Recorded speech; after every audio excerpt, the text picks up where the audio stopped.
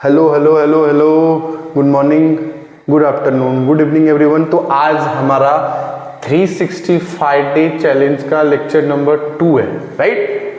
Lecture number 2 है और current electricity का लेक्चर नंबर 3 है। करंट इलेक्ट्रिसिटी का लेक्चर नंबर कितना है?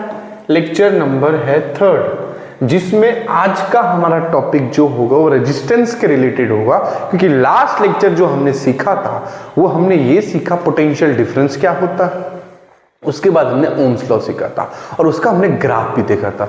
तो आज पूरा लेक्चर डेडिकेटेड रहेगा रेजिस्टेंस और रेजिस्टिविटी के ऊपर। छोटा सा वीडियो रहेगा मगर बहुत इंपॉर्टेंट वीडियो रहेगा और आप प्लीज देखना। और जैसे जैसे जैसे प्यार दे रहे हो वैसे सबको धन्यवाद, क्योंकि जो लास्ट लेक्चर का जो सेकंड रैंक पे चल रहा है आज तक मेरे यूट्यूब पे सेकंड रैंक पे चल रहा है, क्लियर? तो सबको धन्यवाद जो जो मेरे वीडियो देखते, कमेंट करते, शेयर करते और सब्सक्राइब करते, सबको धन्यवाद। और ऐसे प्यार देते रहना, इससे मोटिवेशन मिलता है। तो चलो हम स्टार्ट करते बिना टाइम वेस्ट किए लेक्चर नंबर 2 और 65 डे चैलेंज का लेक्चर नंबर 3 और 65 का 2। तो आज हमारा लेक्चर जो है वो है, हम स्टार्ट करने वाले हैं। आज हमारा जो टॉपिक रहेगा वो हमारा टॉपिक रहेगा सर रेजिस्टेंस क्या होता है। रेजिस्टेंस तो थोड़ा सा मैं पतला कर लेता हूं इसको, मार्कर थोड़ा सा कम कर लेता हूं। रेजिस्टेंस के ऊपर रहेगा। याद करो कल हमने क्या सीखा था? कल ओम्स लॉ ने क्या बोला था सर? रिकैप ओम्स लॉ ने क्या बोला था?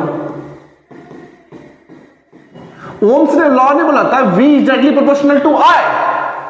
अगर हम करंट बढ़ाएंगे तो पोटेंशियल डिफरेंस भी क्या हो जाएगा? बढ़ेगा। अगर हमने करंट कंडक्टर में कम किया तो पोटेंशियल डिफरेंस भी क्या हो जाएगा? कम हो जाएगा। और मैंने ये बोला था अगर आप ये प्रोपोर्शनैलिटी का साइन हटाते हो तो आपको इक्वल टू और कांस्टेंट लगाना पड़ेगा, और वो कांस्टेंट जो था वही कांस्टेंट का नाम था रेजिस्टेंस।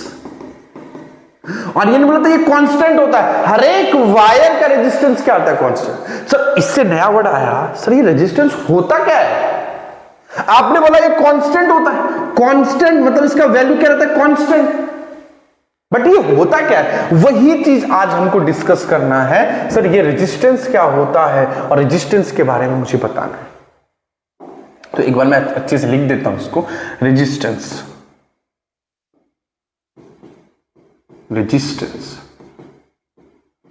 ठीक है, और इसको मैं थोड़ा सा सर्कल कर देता हूं जिससे आपको समझे।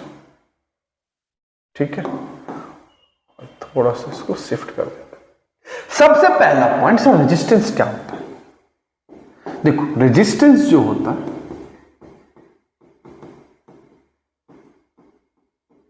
विच opposes, resistance means which opposes the flow of charge,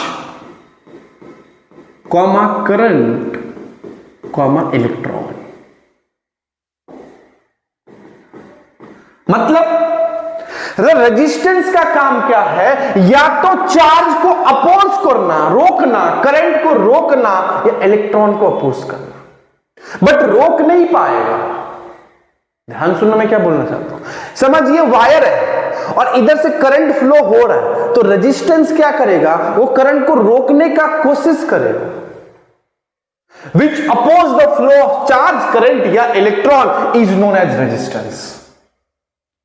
पहला पॉइंट सर, पहला पॉइंट समझ गए। दूसरा पॉइंट, जो रेजिस्टेंस होता है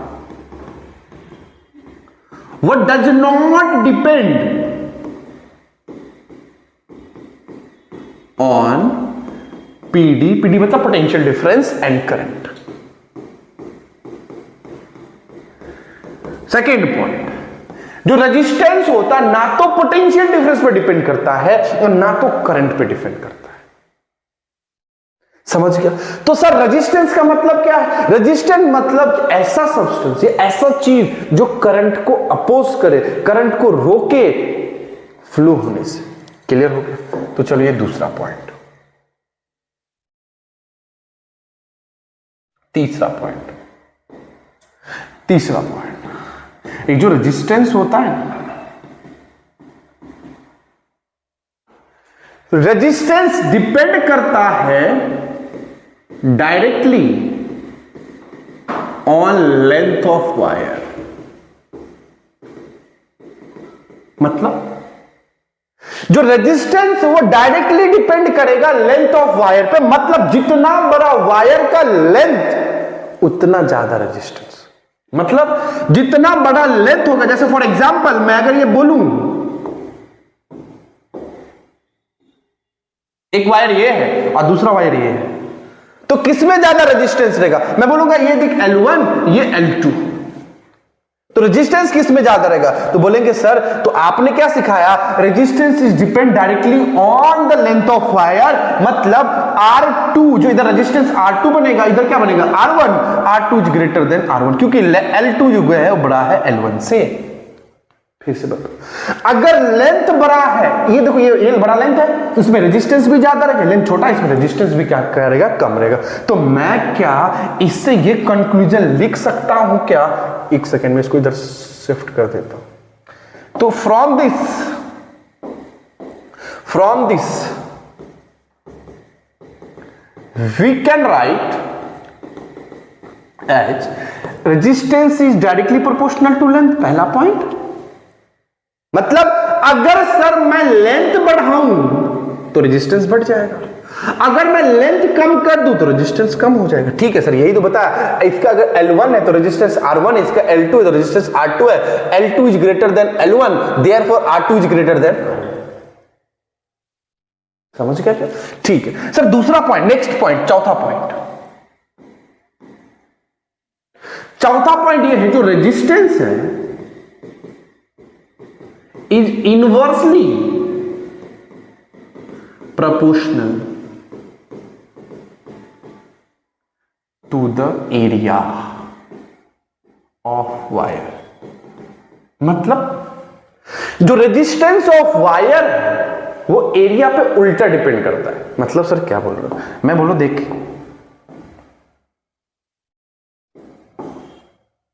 एक सेकेंड, ये ले, ये एक हो गया, ये एक हो गया, और ये एक हो गया, और ये एक हो गया, राइट? ध्यान सुनो, ये एक वायर है, ये एक वायर है, और ये अपना दूसरा वायर है।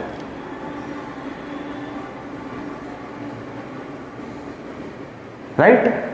मैं ये बोलता हूं इसका जो एरिया है वो A1 है और ये वायर का रेजिस्टेंस R1 है, इसका जो एरिया A2 है ये वायर का रेजिस्टेंस R2 है। क्लियर? मैंने दो वायर लिया, इसका एरिया कितना है A1 और रेजिस्टेंस R1, इसका एरिया A2 रेजिस्टेंस R2। तो किसका एरिया ज्यादा है सर? A2 का एरिया ज्यादा है। मैं लिख सकता हूं क्या, A2 is that greater than A1, but मैंने क्या लिखा, resistance is inversely proportional to area. मतलब जिसका एरिया ज्यादा उसका रेजिस्टेंस कम, मतलब R1 इज ग्रेटर देन क्या आ जाएगा R2। अगर एरिया बड़ा है तो रेजिस्टेंस कम, एरिया कम है तो रेजिस्टेंस ज्यादा। क्लियर हो गया? तो फिर से सुनो, resistance is inversely proportional to area, resistance is inverse